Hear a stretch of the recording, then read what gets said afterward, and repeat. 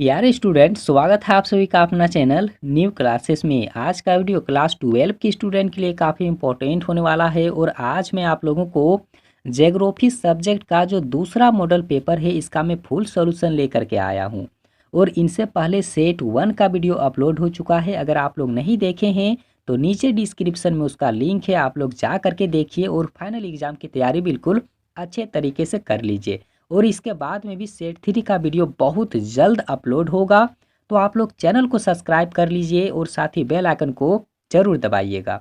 और काफ़ी सारे स्टूडेंट नए होंगे तो आप लोग चैनल को सब्सक्राइब करके तो ज़रूर रख लीजिए, क्योंकि आप लोगों को काफ़ी हेल्प मिलने वाला है इस चैनल से, ठीक है।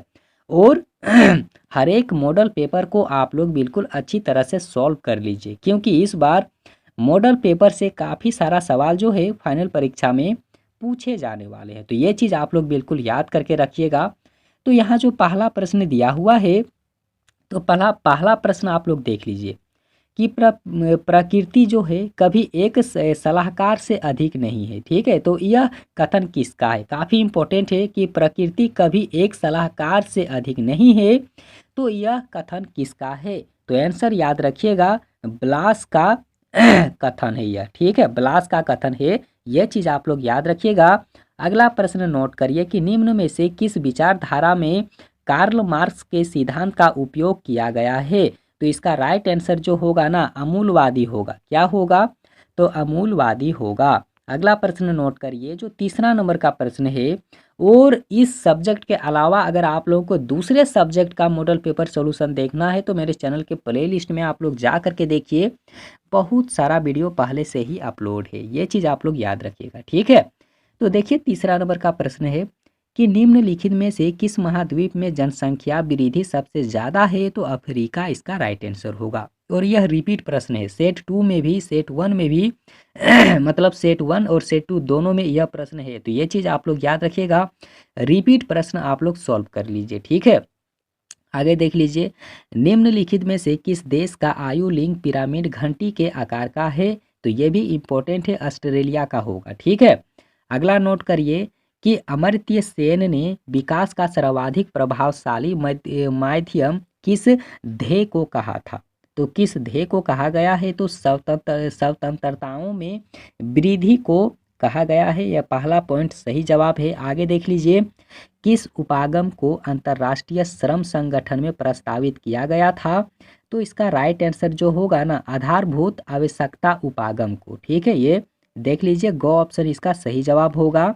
और आगे यहाँ पर नोट करिए, जो अगला प्रश्न दिया हुआ है कि विश्व के किस देश ने सकल राष्ट्रीय प्रसन्नता, ठीक है को देश की प्रगति की आधारिक माप घोषित किया है? तो ये चीज़ आप लोग याद रखिएगा। इसका जो राइट आंसर होगा भूटान, भूटान देश होगा, ठीक है। अगला प्रश्न नोट करिए कि जनजाति के लोग ऋतु प्रवास नहीं करते हैं, मतलब कौन से जनजाति के जो लोग हैं वो ऋतु प्रवास नहीं करते हैं? तो याद रखिएगा, जो मुंडा जाति के लोग हैं, ठीक है। याद रखिएगा, जो मुंडा जाति के लोग हैं वो ऋतु प्रवास नहीं करते हैं, मतलब एक जगह से जाकर के दूसरे जगह में नहीं रहते हैं। ये चीज़ें आप लोग याद रखिए, ठीक है। अगला नोट करिए कि प्रति एकड़ उत्पादन कम होता है परंतु प्रति व्यक्ति उत्पादन अधिक होता है। तो किस कृषि प्रणाली से संबंधित है? ऐसा कब होता है?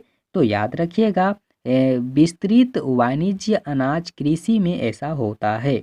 अगला नोट करिए कि ट्यूलिप फूल के उत्पादन में अग्रणी देश कौन सा है? तो याद रखिएगा, बेल्जियम जो है, बेल्जियम देश में ट्यूलिप फूल का उत्पादन सबसे ज़्यादा होता है। इसका राइट आंसर बेल्जियम देश होगा। आगे नोट करिए कि किस उद्योग को आधारभूत उद्योग कहा जाता है? तो देखिए, आधारभूत किस उद्योग को यहाँ पर आधारभूत माना गया है? आधारभूत का मतलब क्या होता है? सबसे मेन जो होता है, ठीक है। तो सबसे मेन जो होगा लौह इस्पात उद्योग होगा, मतलब यहाँ पर ख ऑप्शन इसका राइट आंसर होगा, ठीक है। अगला नोट करिए, अगला जो प्रश्न है कि किस महाद्वीप में विश्व का सघनतम रेल तंत्र पाया जाता है? और ये भी इम्पोर्टेंट सवाल है। यूरोप इसका राइट आंसर होगा, यूरोप देश बिल्कुल सही जवाब है। आगे देख लीजिए, चैनल टनल किसको किसको जोड़ता है? टनल चैनल जो है किसको किसको जोड़ता है? तो पेरिस और लंदन को जोड़ता है। आगे देख लीजिए, रेशम मार्ग किसको जोड़ता है? तो रेशम मार्ग जो है चीन और भारत को जोड़ता है। आगे देखिए, विश्व के कितने प्रतिशत जनसंख्या 2017 में नगरों में निवास करते हैं? तो देख लीजिए, 2017 के अनुसार अगर देखा जाए तो जो जनसंख्या है ना, नगर में कितने लोग जाके बस गए हैं? तो देखिए 54% लोग जो हैं वो नगर में जाके निवास करते हैं। आगे यहाँ पर देखिए कि वर्तमान में विश्व में कितने मेगा सिटी अभी हैं? तो देख लीजिए कितने होगा मेगा सिटी? तो 31 होगा, राइट आंसर 31 होगा। ठीक है, आगे यहाँ पर नोट करिए, जो अगला प्रश्न यहाँ पर दिया हुआ है जो 17 नंबर का प्रश्न है कि भारत के अधिकांश मिलियन सिटी में लगभग कितने प्रतिशत लोग अवैध बस्तियों में जाकर के रहता है? तो देखिए 25% लोग जो हैं जा कर के वहाँ पर रहते हैं अवैध तरीके से। आगे देख लीजिए, ऑस्ट्रेलिया की राजधानी कैनबेरा नगर की योजना किसने बनाई थी? तो वाल्टर बर्ली ग्रिफन ने बनाई थी, ये चीज़ याद रखिएगा। और यहाँ पर देखिए, भारत की पहली संपूर्ण जनगणना, ये देखिए ये इस प्रश्न को सेट 1 में भी दिया गया था। तो वहाँ पर देखिए प्रश्न अलग तरीके से पूछा गया था, लेकिन यहाँ पर अलग तरीके से पूछा गया है। सेट 1 का प्रश्न क्या था कि भारत की पहली जनगणना कब हुई है, और यहाँ पर क्या है कि भारत की पहली संपूर्ण जनगणना कब हुई है। तो ये चीज़ आप लोग याद रखिएगा, यहाँ पर संपूर्ण शब्द का प्रयोग हुआ है, इसीलिए यहाँ पर क्या होगा? तो 1881 इसका राइट आंसर होगा। ठीक है, ये चीज़ आप लोग बिल्कुल याद करके रखिएगा। आगे यहाँ पर नोट करिए कि निम्नलिखित में से कौन सा अम्ल वर्षा का एक प्रमुख कारण होता है?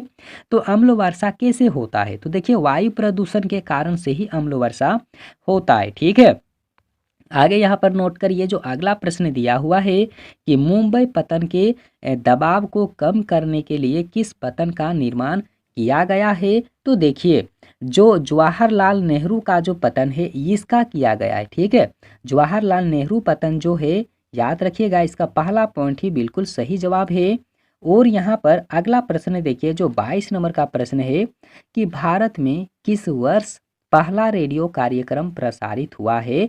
तो 1923 में जो रेडियो का पहला कार्यक्रम था वो प्रसारित किया गया था। इसका डी ऑप्शन जो है बिल्कुल इसका सही जवाब है, 22 का घ इसका राइट आंसर होगा। आगे देख लीजिए, 23 नंबर का जो प्रश्न है कि कोंकण रेलवे किन दो शहर को जोड़ने का काम करता है? तो कोंकण जो रेलवे है ना, वो याद रखिएगा, वो रोहा और मंगलोर को जोड़ने का काम करता है, जिसका ख ऑप्शन सही होगा। आगे देख लीजिए कि भारत का सबसे लंबा राज्य महामार्ग कौन सा है? तो याद रखिएगा, इसका जो राइट आंसर होगा ना 24 का NH7 होगा। क्या होगा? NH7 होगा, मतलब नेशनल हाईवे 7 होगा, वो काफ़ी लंबा है।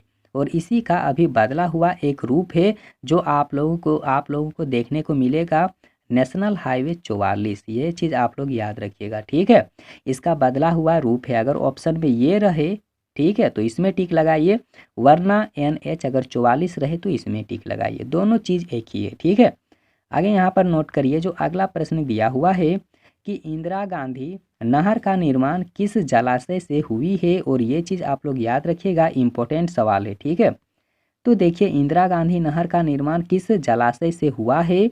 तो देखिए हरिके बांध जो है ना, इससे निर्माण किया गया था। आगे यहाँ पर देखिए कि भारत में पहली आधुनिक सूती मिल कहाँ और कब स्थापित किया गया है? तो मुंबई में हुआ था और 1854 में हुआ था। ये चीज़ आप लोग याद रखिए। अगला देख लीजिए कि विश्व में सबसे अधिक चीनी उत्पादन करने वाला देश जो है वो कौन सा है? तो याद रखिएगा, सबसे ज़्यादा चीनी उत्पादन वाला देश भारत ही आएगा। भारत में सबसे ज़्यादा चीनी होता है। ठीक है, मतलब देखिए अगला प्रश्न नोट करिए कि काकरापाड़ा नाभिकीय ऊर्जा परियोजना किस राज्य में स्थित है? तो देखिए 28 नंबर का जो आंसर होगा ना, वो गुजरात होगा। क्या होगा? तो गुजरात होगा। आगे देख लीजिए कि बॉक्साइट का सबसे बड़ा उत्पादक राज्य कौन सा है? तो देखिए बॉक्साइट जो है ना, सबसे ज़्यादा आप लोगों को उड़ीसा में ही मिलेगा। कहाँ पर मिलेगा?